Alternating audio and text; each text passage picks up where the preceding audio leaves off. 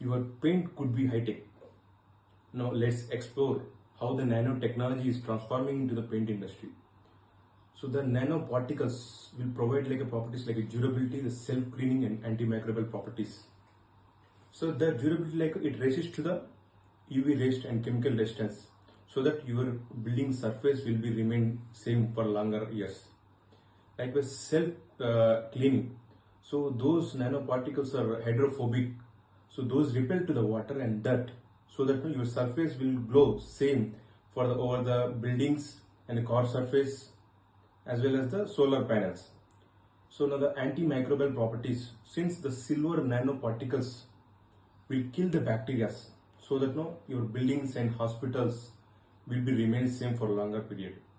Not only these, as well as some of the nanoparticles will provide the properties like a thermal insulations, and in winter it will be like a warmer and summer it will be like a cooler. So want to know more about this? Read full article on amrtechinsights.com.